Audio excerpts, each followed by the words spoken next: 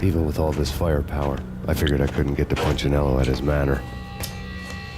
I could only hope that he wouldn't pass a chance to hear me beg, to see he's won. This is Max Payne. I want to cut a deal. Payne, you're a dead man. That's what everybody keeps telling me.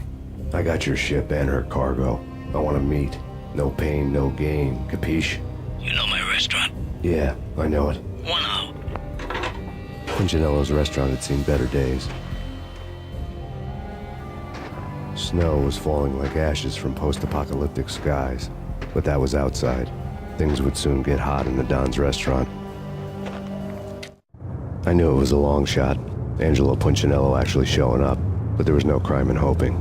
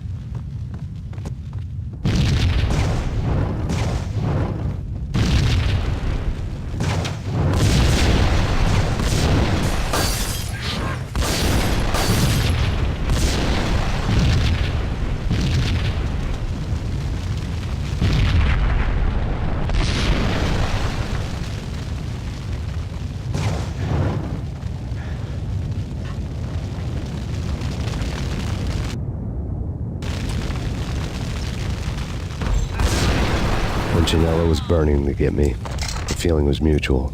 He was trying to put out my flames with gasoline.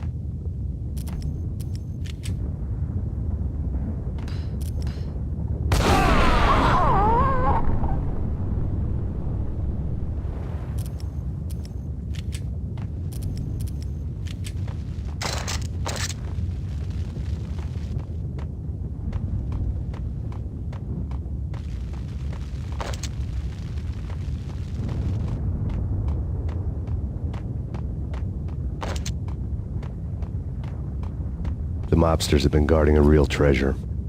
The way out of this disco inferno.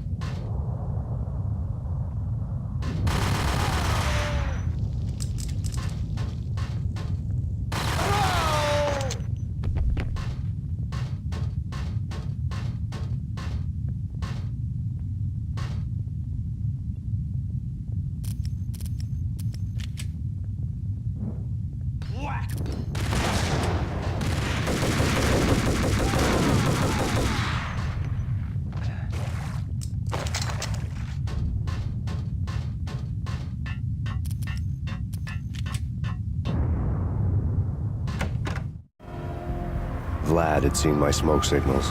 The Mercedes was revving to go, almost drowning out the Banshee well of the sirens. You coming?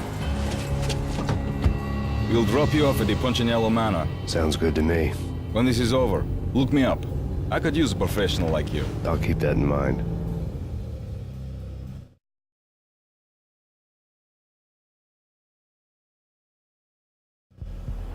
The night groaned with cold. The garden lights flickered nervously. In their light, the falling snow was dead white before the darkness ate it up. I had heard the stories. The trio were mad dogs. They'd have hung the heads of their enemies over the manor gates if the capo had only let them. Punchinello wanted pain. He'd see the pain. The trick in my situation was that there was no trick, no matter what the movies tell you. No rules, no secret mantra, no roadmap. It wasn't about how smart or how good you were. It was chaos and luck, and anyone who thought different was a fool. All you could do was to hang on madly, as long and as hard as you could. Someone had graciously left the back door open for me and killed the guards. My money was on Mona. I knew the trio would be standing between me and Punchinello. I had read their rap sheets, thick as phone books. No one would be walking out of here alive. The numbing cold of the broken night had followed me in. Upstairs, the trio tangoed down the manor halls to the silent rhythm of their murderous hearts, the blood of their victims rust on their lips.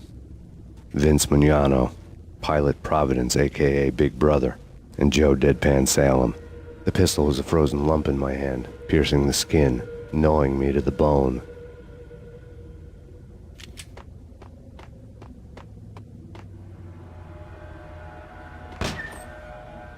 In death, the thug had been promoted to messenger. Someone hadn't enjoyed the Don's hospitality. Someone with a flair for the dramatic. Someone who had let herself out of a locked cell and past a couple of armed guards. My thoughts were on Mona again. I could only hope she was a good enough gambler to walk away while she was still winning, before she'd run into the trio.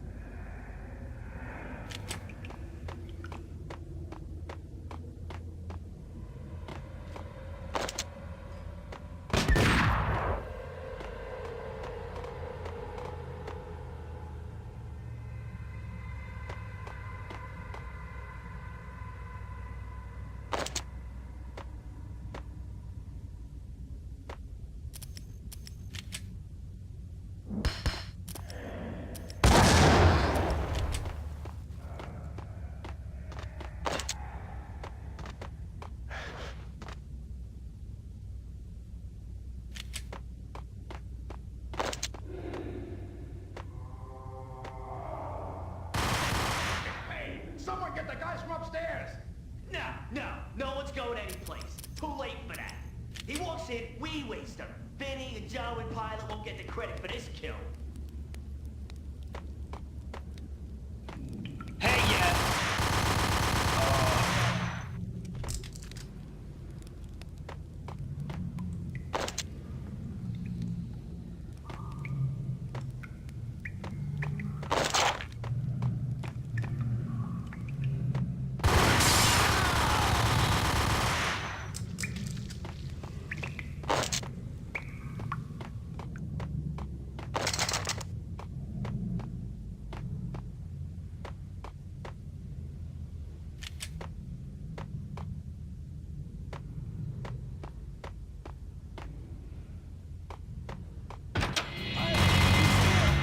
It didn't take me long to run into the trio.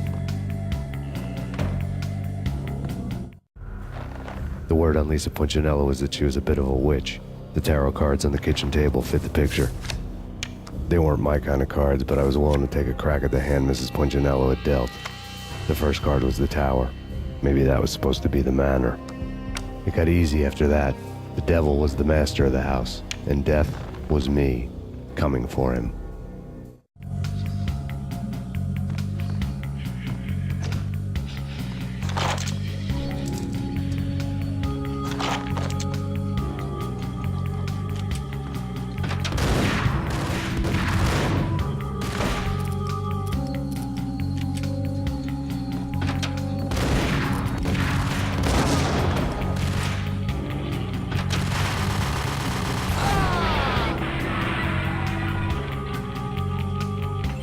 One down, two to go.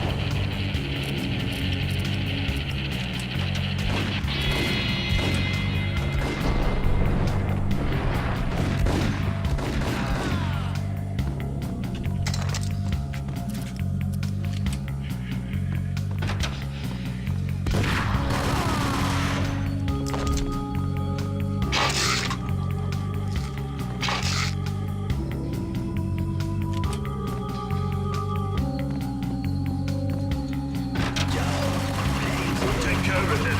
I want him dead.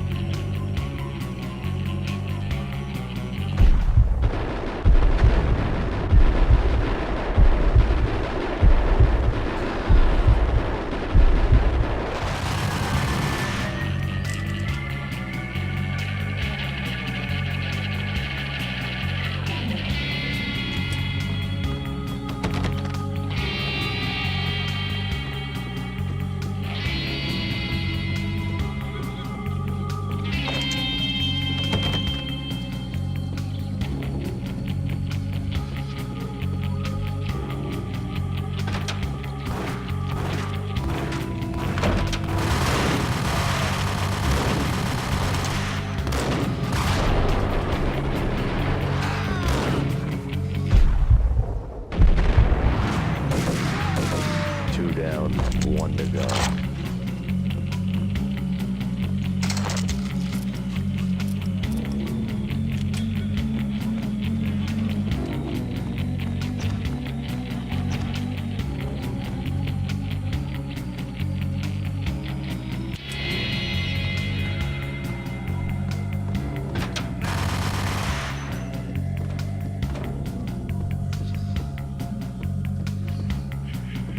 Don't stop at him!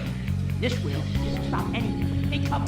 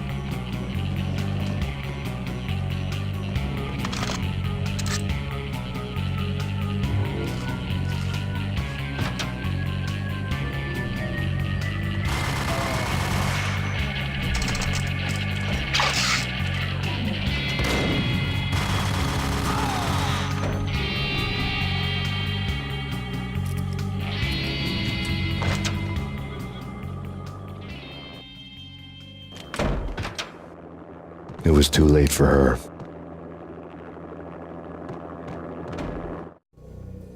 You're a real angel, Max. I couldn't tell whether it was Mona or her sister. The body was a mess. The sick bastard had really gotten a kick out of it. Seeing her lying there got me thinking about another woman's body on another bed. Got me thinking about a fallen cradle.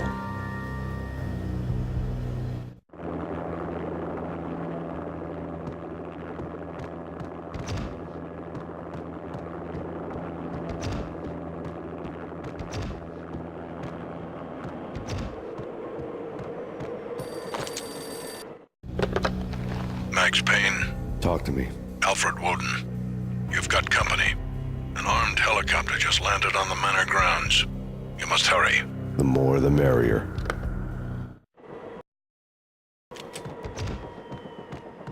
End of the road, Payne. Vince Mugnano.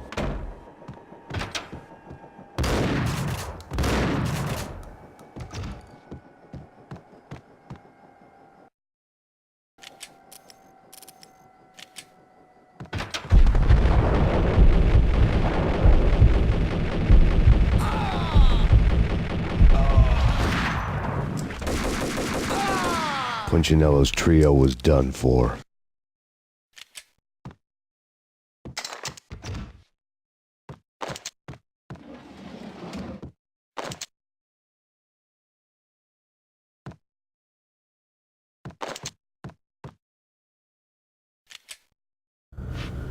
Outside my door.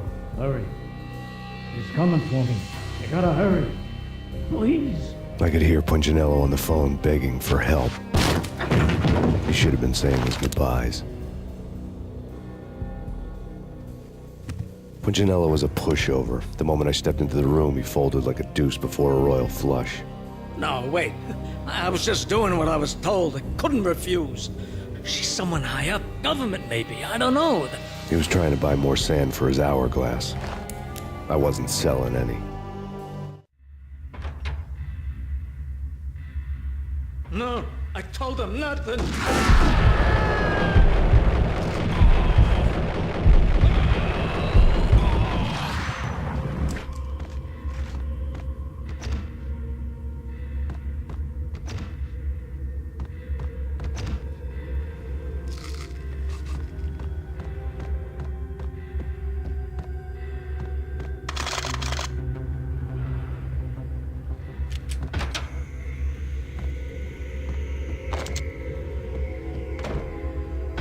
Drop it.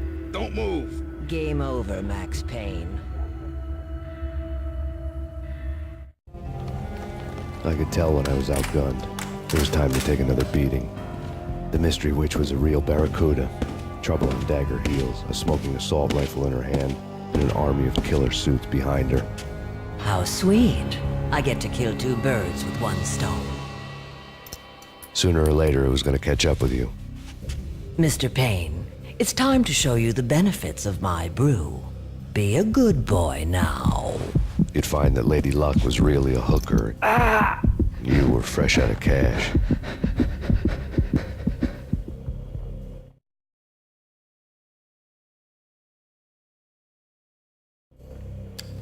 Gentlemen, we're done here. Take me to Cold Steel.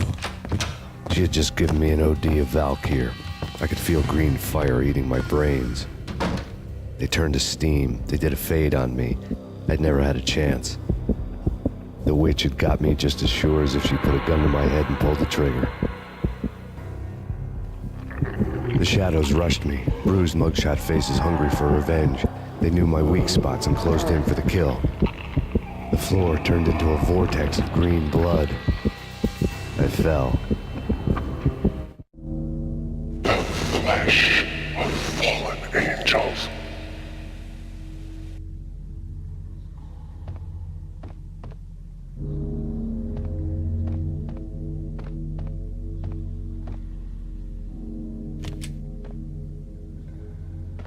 Who's there?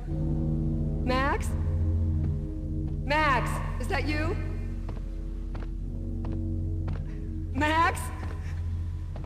Where are you, Max? Please.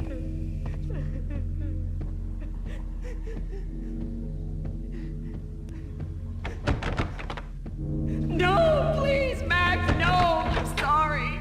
Please don't, Max, no. Please.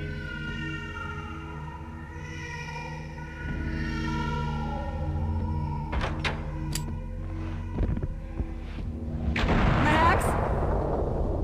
Where are you, Max? Please. The letter was staring at me. There was something disturbingly familiar about the letter before me. The handwriting was all pretty curves. You're in a graphic novel. The truth split my skull open, a glaring green light washing the lies away. All of my past was just fragmented still shots, words hanging in the air like balloons. I was in a graphic novel. Funny as hell. It was the most horrible thing I could think of.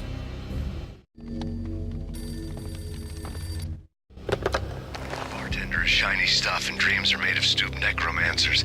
He sings like a banana wrist, having strayed too close to the constellations on their shaved skulls. There was a bad line in a prank call. Someone spouting insane babble. I couldn't make sense of it. But I had an overwhelming sense of deja vu, and the caller's voice sounded oddly familiar.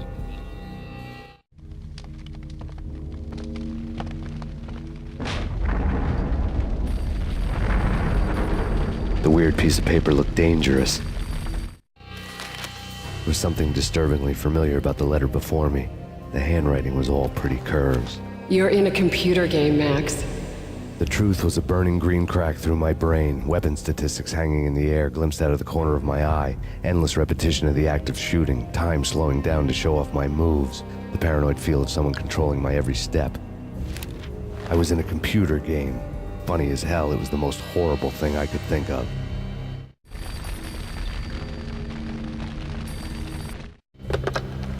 lose it. It's Valkyr. The drug. Snap out of it.